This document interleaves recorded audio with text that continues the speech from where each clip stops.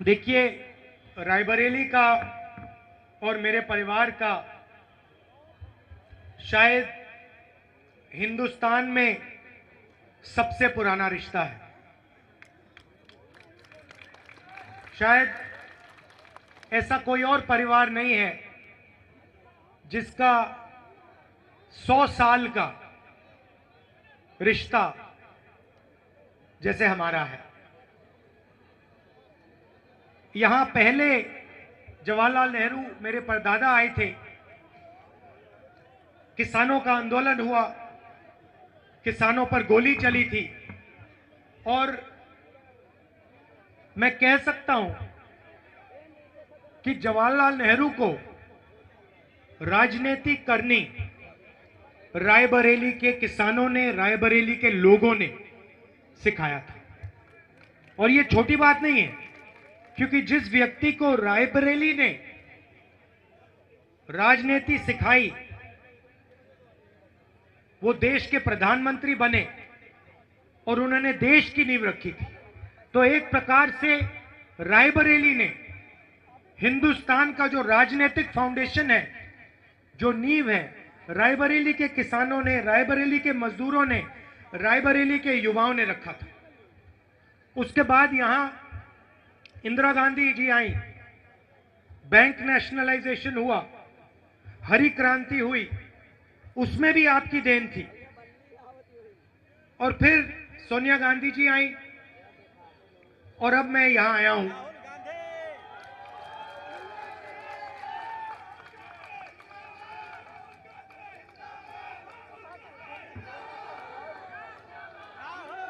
और देखिए, राजनीतिक रिश्ता एक होता है, मगर पारिवारिक मोहब्बत का रिश्ता भी दूसरा होता है। और मैंने 4000 किलोमीटर कर कर नफरत के बाजार में मोहब्बत की दुकान खोली,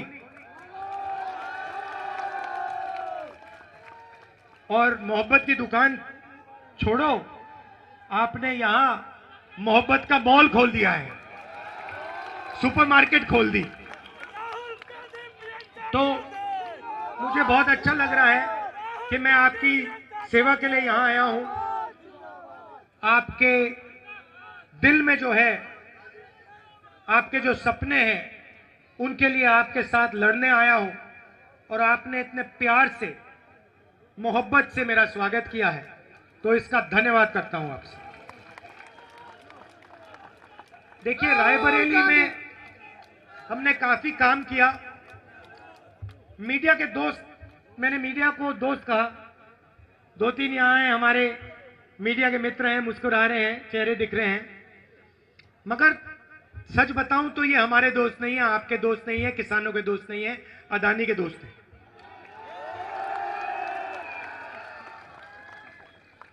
ये जो हैं, ये जो स्ट्रिंगर हैं, जो ये कैमरामैन है, ये बेचारे, इनकी गलती नहीं है, इनको सैलरी लेनी है, बच्चों को पालना है, तो इनकी गलती नहीं है। मगर जो बड़े मालिक हैं इनके, बड़े बड़े मैनेजमेंट के लोग हैं, बड़े एंकर्स हैं, वो तो अदानी जी के हैं, आपके हैं ही नहीं, हमारे हैं ही नहीं। हाँ, वो 24 घंटा नरेंद्र मोदी जी का चेहरा दिखाएंगे। कभी आपने मीडिया में किसान देखा है? टीवी पे कभी किसान को देखा? मजदूर को देखा? ये जो यहां बेरोजगार युवा हैं, उनको देखा कभी टीवी पे? टीवी देखो तो ऐसा लगता है भैया हिंदुस्तान में तो गरीबी नहीं है, बेरोजगारी नहीं है, महंगाई नहीं है, कुछ नहीं है। और सड़कों पे जाओ, सबसे बड़े मुद्दे महंगाई, बेरोजगारी, भागीदारी। रायबरेली अमेठी में काफी काम किया। रायबरेली में डिस्ट्रिक्ट हॉस्पिटल बनाया, लालगंज रेल कोच फैक्ट्री दी, NTPC thermal power station, AIIMS जिसको बीजेपी ने बंद कर रखा है, स्टॉल कर रखा है, स्पाइस पार्क जो बीजेपी ने बनने नहीं दिया, Sharda canal, Ganga bridge, Rajiv Gandhi institute of petroleum technology, Rashtriya Udan academy, NIFT, footwear design development institute. और जब यूपीए की सरकार थी, अमेठी और रायबरेली में हाईवे के जाल बिछा दिए थे हमने। अमेठी को, रायबरेली को बाकी हिंदुस्तान से जोड़ा और पूरे रायबरेली अमेठी का जबरदस्त फायदा हुआ। मगर मीडिया वाले ये बात नहीं कहेंगे। मीडिया वाले आपको अदानी अंबानी की शादी दिखाएंगे। देखिए आपने अंबानी की शादी देखिए, 10 करोड़ रुपए की घड़ी, करोड़ों रुपए के लहंगे, दुनिया के सारे फिल्म स्टार, नाच गाना डांस, रायबरेली वाला डांस नहीं, हाँ वो पैसे से खरीदा वाला डांस। बात सही की आपने। तो मीडिया वाले नरेंद्र मोदी का चेहरा, अदानी का चेहरा, अंबानी का चेहरा। अब आप पूछोगे भाई ये हो क्या रहा है। मैं आपको बताता हूं। अदानी का, अंबानी का, ऐसे 20 अरबपतियों का नरेंद्र मोदी जी ने 16 लाख करोड़ रुपया कर्जा माफ किया है। आप जानते हो 16 लाख करोड़ रुपए कितना होता है? कोई नहीं जानता, आम आदमी नहीं जान सकता। मैं बता देता हूं आपको। अगर आप 24 साल का मनरेगा का पैसा इकट्ठा करो, वो 16 लाख करोड़ रुपए है। नरेंद्र मोदी जी ने 24 साल का मनरेगा का पैसा 22 लोगों को दिया है। हालत यह है कि 22 लोगों के पास उतना धन है जितना 70 करोड़ हिंदुस्तानियों के हाथ में है। स्टेज पे यहां पे 22 लोग बैठे हैं। हिंदुस्तान में 22 लोग हैं जो हिंदुस्तान के 70 करोड़ लोगों जितना धन रखते हैं, और उनका कर्जा माफ हो रहा है।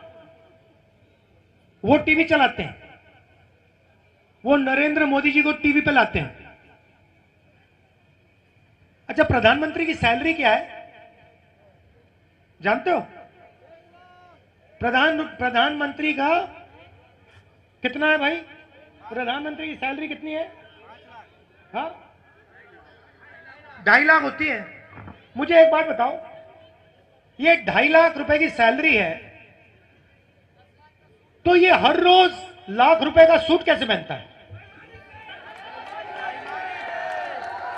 ये दिन में 3 बार सूट बदलते हैं। एक सूट की कीमत 50,000, 60,000, 70,000, 1 लाख रुपए। दिन में 3 पहनते हैं, महीने में 90 हो गए, 1.5 लाख रुपए की सैलरी है। तो ये इनके लिए सूट कौन खरीद रहा है? बूट कौन खरीद रहा है? कहां से आ रहा है ये मीडिया कभी नहीं पूछेगी, कभी नहीं पूछेगी। कहेगी राहुल गांधी सफेद टी शर्ट क्यों पहन रहा है? 4000 किलोमीटर की यात्रा की और रास्ते पे मैंने किसानों से पूछा, युवाओं से पूछा, आप क्या चाहते हो? और हिंदुस्तान के सामने क्या समस्याएं हैं, क्या मुश्किलें हैं? 3 जवाब मिले। युवाओं ने कहा बेरोजगारी, किसानों ने कहा हमें सही दाम नहीं मिलता, मजदूरों ने कहा हमें कम पैसा मिलता है, और महंगाई। ये हैं मुद्दे।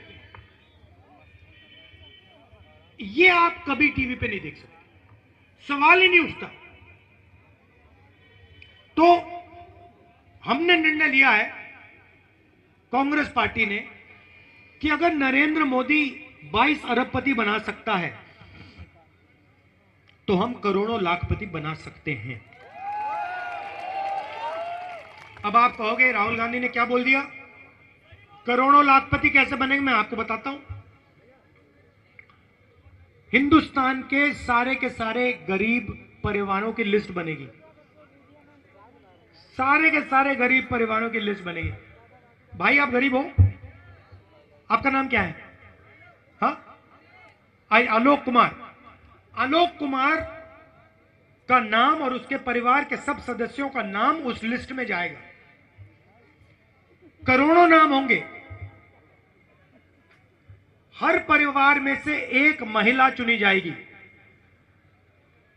और उस महिला के बैंक अकाउंट में साल के 10,000 नहीं, 20-30 हजार नहीं, 50-70-80 हजार नहीं, 90 हजार नहीं, 1 लाख रुपए बैंक अकाउंट में जाएंगे। आप 1 जुलाई को हिंदुस्तान में करोड़ों लोग जगेंगे। 8 बजे सुबह, 9 बजे सुबह वो अपना बैंक अकाउंट देखेंगे और उस बैंक अकाउंट में हिंदुस्तान की सरकार 8,500 रुपए डाल देगी। 1 जुलाई को होगा, 1 अगस्त को होगा, सितंबर, अक्टूबर, नवंबर, दिसंबर, हर महीने 8,500 रुपए ठकाठक ठकाठक ठकाठक अंदर। अब यहां पे पुरुष कहेंगे ये क्या कर रहे हो राहुल जी, आप महिलाओं को क्यों पैसा दे रहे हो, हमें भी चाहिए कहोगे तो समझाना पड़ेगा महिलाओं को क्यों देने हैं। 21वीं सदी में आप काम करते हो, पुरुष काम करते हैं, स्त्री भी काम करती हैं। अगर आप मजदूरी करते हो वो भी करती हैं, आप जॉब करते हो वो भी करती हैं, फिर आप घर जाते हो, आप रेस्ट करते हो और फिर वो 8 घंटे एक्स्ट्रा काम करती हैं, बच्चों की देखभाल करती हैं। सही बात है गलत बात है?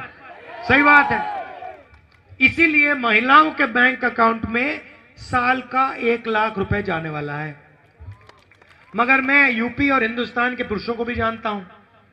मैं जानता हूं कि वो पैसा जो महिला के बैंक अकाउंट में जाएगा, एंड में वो आपके हाथ आएगा। अंत में आप प्रेशर डाल के कुछ ना कुछ तरीके से आप निकाल लोगे, तो दोनों का फायदा होगा। मगर इस पैसे से बच्चों की शिक्षा होगी। अगर स्वास्थ्य में अस्पताल जाने की जरूरत होगी तो अस्पताल में ये पैसा इस्तेमाल हो सकेगा। सोच क्या है कि हम हिंदुस्तान की जनता को पैसा देना चाहते हैं और यही काम हम बेरोजगार युवाओं के लिए कर रहे हैं।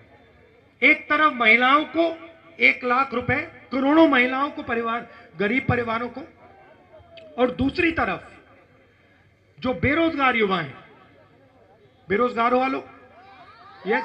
अच्छा भाई एक काम करो, नरेंद्र मोदी वाले जो नोटबंदी वाले बेरोजगार किए, हाथ दिखाओ जरा। ये आपने नरेंद्र मोदी जी को धन्यवाद किया कि उन्होंने आपको बेरोजगार बनाया?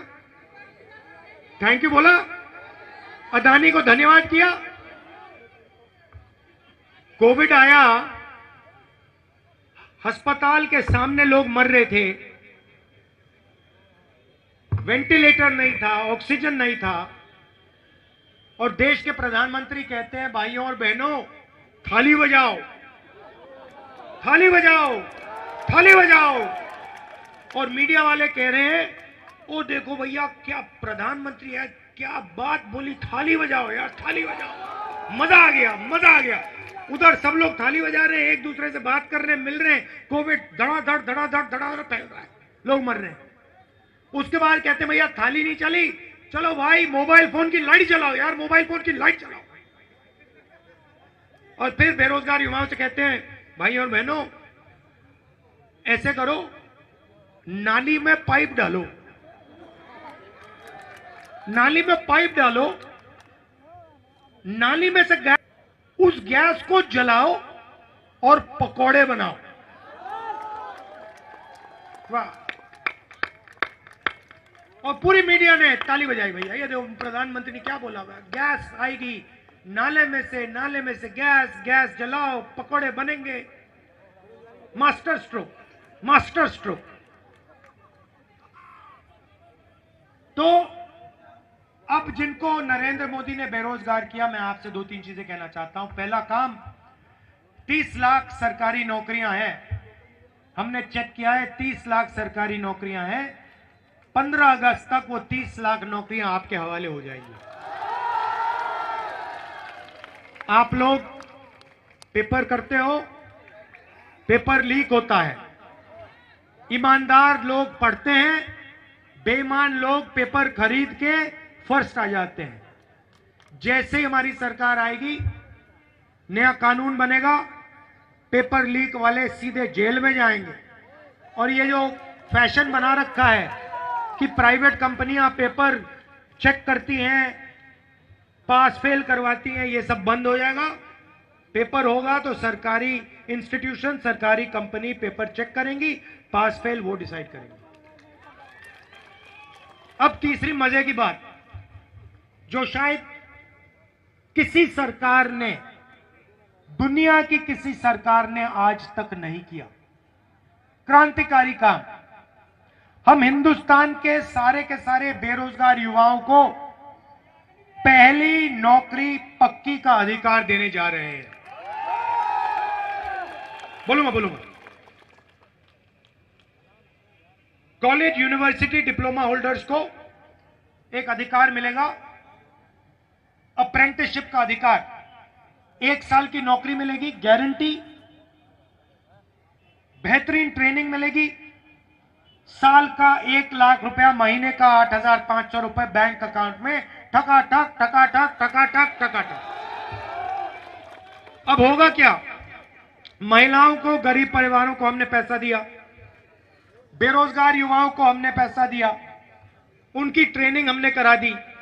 ये नौकरी पब्लिक सेक्टर, प्राइवेट सेक्टर, अस्पतालों में, सरकारी अस्पतालों में, कॉलेजेस, यूनिवर्सिटीज में मिलेगी, सरकारी ऑफिसेज में मिलेगी। अब हमने गरीबों के जेब में पैसा डाल दिया, बेरोजगार युवाओं के जेब में पैसा डाल दिया, उनको ट्रेनिंग दे दी। नरेंद्र मोदी ने अरबपतियों के जेब में पैसा डाला, उस पैसे से उन्होंने क्या किया? अमेरिका में जमीन खरीदी, दुबई में जमीन खरीदी, दुबई में बिजनेस खोला, बड़ी बड़ी गाड़ियां खरीदी। मगर जब हम गरीबों को पैसा देंगे, आप क्या करोगे? आप शर्ट खरीदोगे, पैंट खरीदोगे, जूता खरीदोगे, स्कूटर खरीदोगे, ठीक है? जैसे ही आप ये माल खरीदना शुरू करोगे, वैसे ही हिंदुस्तान की सारी बंद फैक्ट्रियां खुल जाएंगी, शुरू हो जाएंगी, काम करना शुरू कर जाएंगे। आपके जेब में पैसा जाएगा, आप माल खरीदोगे, आप शर्ट खरीदोगे, पैंट खरीदोगे, फैक्ट्रियां चालू हो जाएंगी, फैक्ट्रियों में आपको रोजगार मिलेगा, आपको रोजगार मिलेगा और पैसा आएगा, और माल खरीदोगे और फैक्ट्रियां खुलेंगी। और पहली बार 10 साल में पहली बार मेड इन इंडिया सचमुच में मेड इन चाइना का मुकाबला करेगा। मैं चाहता हूं कि ये देखो, ये फोन है, इस फोन के पीछे और ऐसे लाखों फोन के पीछे मेड इन चाइना लिखा हुआ है, राइट? हमारा सपना था, आईटीआई का सपना था कि हम यहां पे मेड इन इंडिया लिखें फोन के पीछे। यही सपना मैं पूरा करना चाहता हूं। इस फोन के पीछे made in India, made in Raebareli, made in Amethi, made in Uttar Pradesh. और इसका पहला कदम अप्रेंटिसशिप का अधिकार, पहली नौकरी पक्की, बैंक अकाउंट में 1 लाख रुपए और बेहतरीन ट्रेनिंग। अब यहां पे किसान होंगे, वो कह रहे होंगे कि भाई राहुल गांधी ने महिलाओं की बात कर दी, युवाओं की बात कर दी, हमारी बात नहीं की। सबसे पहले ये जो अधिकार है पहली नौकरी का, ये आपके बेटे को भी जाएगा, बच्चियों को भी जाएगा। जो गरीब परिवारों को पैसा मिल रहा है, उससे आपको भी फायदा होगा। मगर आप हिंदुस्तान की रीढ़ की हड्डी हो, इसलिए स्पेशल काम आपके लिए करना पड़ेगा, किसानों के लिए। अब भारत जोड़ो यात्रा में किसानों ने मुझे 2 बात बोली। पहली बात कही कि देखिए राहुल जी, हम कुछ भी मार्केट में खरीदते हैं, कम से कम दाम का होता है, चिप्स पैकेट का दाम लिखा होता है, मगर जब हम अपना माल बेचते हैं, हमें सही दाम नहीं मिलता। इसलिए पहला काम हम हिंदुस्तान के किसान के लिए कर रहे हैं, कानूनी मिनिमम सपोर्ट प्राइस, जिससे हिंदुस्तान के सारे किसानों को धान के लिए, गेहूं के लिए, शुगर केन के लिए, आलू के लिए कम से कम दाम सरकार दिलवाएगी। और दूसरा काम, अरबपतियों का नरेंद्र मोदी ने कर्जा माफ किया, किसानों का हम कर रहे हैं। मीडिया वाले जो लिखना है लिख लो, जो लिखना है लिख लो। हमने मनरेगा किया था, इन्होंने कहा मजदूरों की आदत बिगाड़ रहे हैं। हमने किसानों का कर्जा माफ किया था, ये कहते हैं किसानों की आदत बिगाड़ने हैं।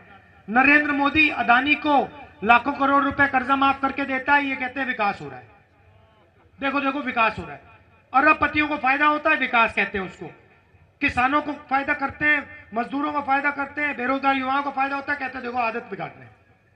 तो जो लिखना है लिखो। आप अदानी के हो, आप हमारे नहीं हो, किसान के नहीं हो, मजदूर के नहीं हो, आप अरबपतियों के हो। हमें जो करना हम करने जा रहे हैं। सही बात रही मजदूरों की, आशा और आंगनवाड़ी में जो महिलाएं काम करती हैं उनकी आज 250 रुपए मिलता है मनरेगा के लिए। जून 4 के बाद 400 रुपए हो जाएगा और आंगनवाड़ी और आशा महिलाओं की आमदनी जून 4 के बाद दुगनी हो जाएगी। तो ये मैं आपसे कहना चाहता था। देखिए, आपने आज इतने प्यार से मेरा स्वागत किया, मोहब्बत से, दिल से, आपने दिल खोल के स्वागत किया, पारिवारिक स्वागत किया। जैसे घर में मेरी बहन मेरा स्वागत करती है या मेरी मां मेरी स्वागत करती है, वैसा स्वागत आपने किया है। और यहां पे मैं विपक्ष के बारे में कुछ कहना नहीं चाहता हूं, मगर एक बात जरूर कहूंगा, आपको किसी से डरने की जरूरत नहीं है। ये रायबरेली है, ये अंग्रेजों से नहीं डरे, यहां के लोग अंग्रेजों से नहीं डरे। ड्राइवरों की बात करता हूं, अभी बताता हूं। आपने बोला मैनिफेस्टो में हमने लिखा हुआ है, अभी बताता हूं। तो आपको किसी से डरना नहीं है। आपने अंग्रेजों को हराया है, आपने देश को रास्ता दिखाया है और आने वाले समय में आप उत्तर प्रदेश और देश को रास्ता दिखाने जा रहे हो। मैं बता रहा हूं आपको। तो आपको किसी से डरना नहीं है, गुंडों से डरना नहीं है, दबना नहीं है और ध्यान नहीं भटकना आपका। अब आपने ड्राइवर की बात की। आजकल ये जो उबर के ड्राइवर हैं, ओला के ड्राइवर हैं, ये जो गिग वर्कर्स हैं, ये 21वीं सदी के बंधुआ मजदूर हैं। नया सिस्टम बनाया है, इनको कभी भी निकाला जा सकता है, इनको कम से कम पैसा मिलता है, इनको कोई पेंशन नहीं मिलती, कोई सोशल सिक्योरिटी नहीं मिलती। हम कानून ला रहे हैं कि हिंदुस्तान के सारे उबर ड्राइवर, ओला ड्राइवर जो गिग वर्कर का काम करते हैं, डिलीवरी का काम करते हैं, उन्हें ये जो बड़ी कंपनीज हैं, उन्हें ये कंपनीज पेंशन देंगी। हर ट्रांजैक्शन में से थोड़ा सा पैसा इनके लिए काटा जाएगा और इनके भविष्य के लिए रखा जाएगा। और इनको पहली बार, दुनिया में शायद पहली बार, उबर ओला के ड्राइवर्स को जो डिलीवरी करते हैं उनको हम पेंशन देने जा रहे हैं। अच्छा, आखिरी बात आपने कही थी, जो शायद सबसे जरूरी बात है, अग्निवीर। रायबरेली के युवा 5 बजे सुबह, मुझे याद है, अमेठी आता था, रायबरेली आता था, सड़कों पे ये लड़के 5 बजे सुबह रनिंग करते थे, 4 बजे रनिंग करते थे, पुशअप करते थे, पुलअप करते थे, वेट ट्रेनिंग करते थे। क्यों? क्योंकि इनमें देशभक्ति की भावना थी, इनके दिल के अंदर एक आग थी, देशभक्ति की आग थी, और ये बॉर्डर पे जाकर देश की रक्षा करना चाहते थे। अब नरेंद्र मोदी ने 2 तरीके के जवान बना दिए हैं। एक जो गरीबों का बेटा होगा, दलितों का, आदिवासियों का, पिछड़ों का, गरीब जनरल कास्ट परिवारों का बेटा होगा, माइनॉरिटी का बेटा होगा। और दूसरा जो अमीर घर का बेटा होगा। जो गरीब घर का बेटा है उसे उन्होंने एक नया नाम दिया है, अग्निवीर। और उससे ये कह रहे हैं कि देखो, अगर तुम शहीद होगे तो तुम्हें शहीद का दर्जा नहीं मिलने वाला है। क्यों? क्योंकि तुम अग्निवीर हो और तुम्हारा परिवार गरीब है। तुम्हें पेंशन भी नहीं मिलेगी, तुम्हें कैंटीन की सुविधा भी नहीं मिलेगी। अगर तुम शहीद हुए, तुम्हारी परिवार की, हिंदुस्तान की सरकार तुम्हारे परिवार की रक्षा नहीं करेगी। मगर अगर आप अग्निवीर नहीं हो, अगर आप सीनियर अफसर हो, या 4 में से आप एक हो, कैसे चुना जाएगा आप सबको मालूम है? मालूम है ना कैसे चुना जाएगा?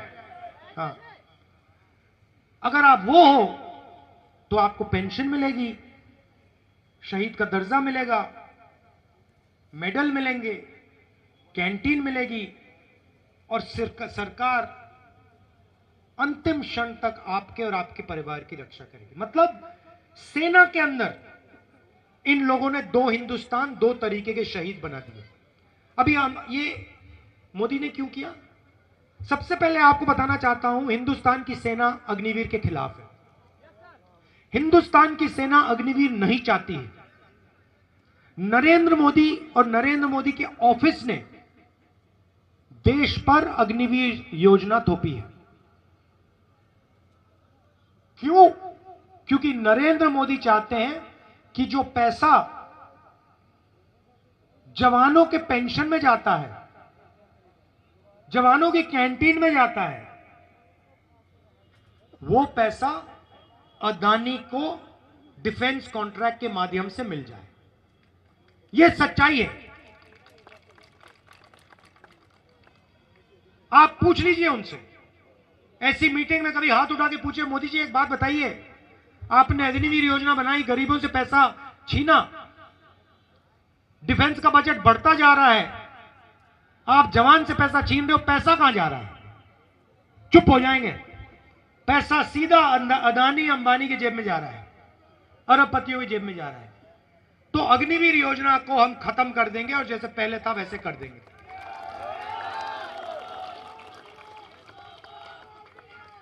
अच्छा, कल किसी ने यहां मुझे लिख के दिया, कल अमित शाह की मीटिंग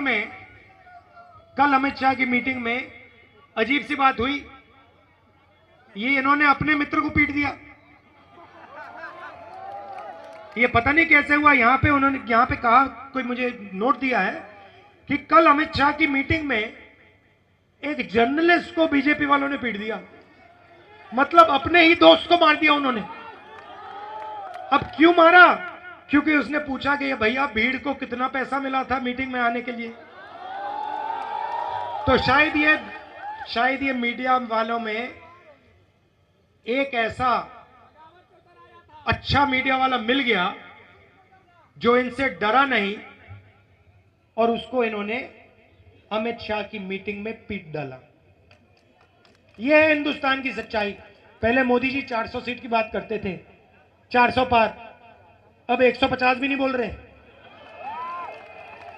मैं आपको एक बात की गारंटी दे रहा हूं, रायबरेली की जनता लिख लो, जून 4 को